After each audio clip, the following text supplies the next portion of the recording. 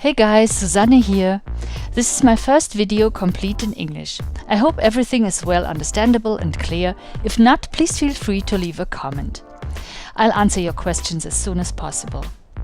If you haven't yet, subscribe to my channel to stay informed if I upload a new video. And now let's start and have fun!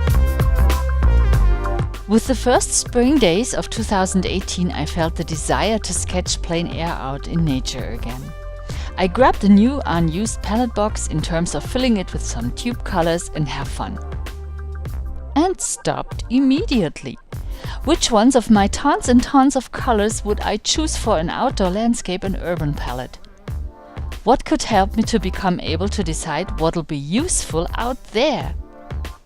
I only knew I love granulating watercolors for urban and landscape painting and sketching. And some years ago I painted many landscapes, but I must admit at the moment I'm pretty out of practice, because I had been painting flowers and faces for such a long time and only been using transparent and smooth mixing watercolors that I, so to say, unlearned which granulating and earth colors mix well with blues and reds and greens and so on.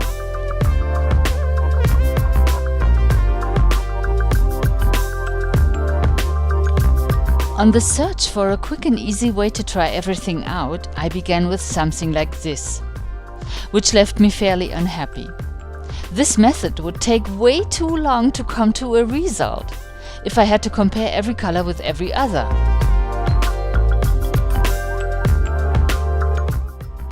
So I would have to make a pre-selection of colors, suitable for outdoor landscapes. And after a chat with my husband, I figured out a real quick and easy way to try out every, I'll call it landscape color, with every other.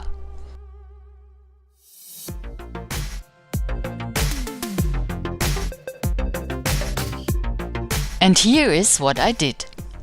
In order to produce a convenient workflow for my mixing charts, I prepared a stencil for the color swatches.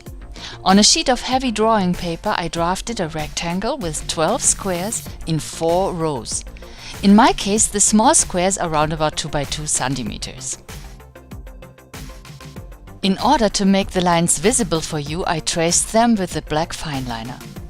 Row 1 and 4 would represent the 2 tube colors, and row 2 and 3 the mixes of the chosen 2 initial colors, one with a bias to the first hue and one with a bias to the second.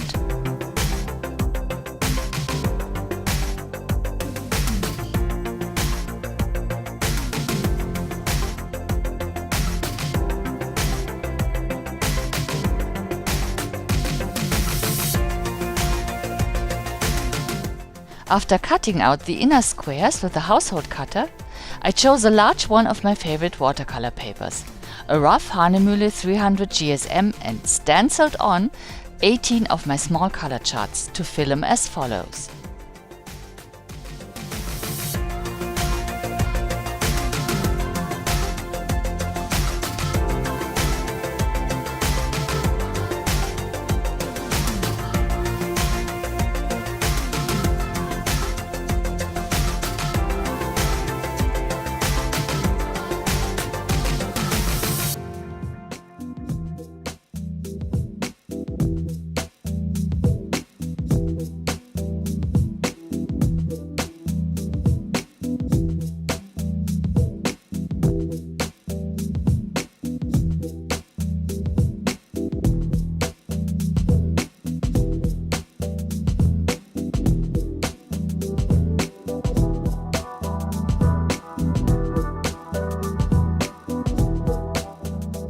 Feel free to adjust the colors if they turn out too light or too dark. And don't forget to label your mixes, so you have a helpful reference for future projects on hand. For example, if you'd like to change a hue in your palette, or change the whole palette for another purpose.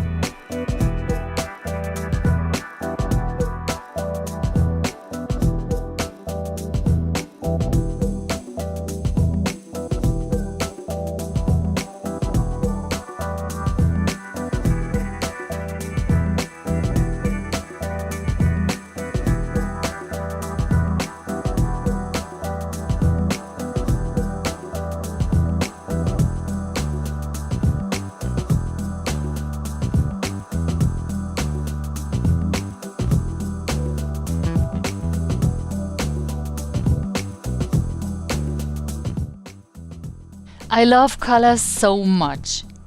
You can imagine which beautiful color mixes I discovered while painting my swatches.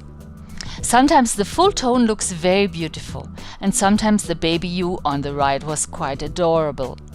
A highly recommended mixing adventure. Try it out with what colors you have at home, and you'll be likewise surprised and amazed by the treasures hidden in your paint box.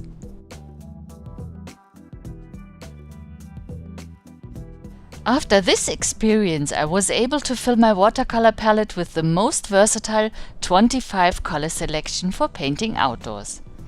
And until I really know my new palette, I will take this comparing reference with me to the spot, or even on a vacation trip. I cut it out with a long ruler and my handy cutter, and voila! Here's my portable color mixing chart. See you next time, have fun and keep painting. Bye!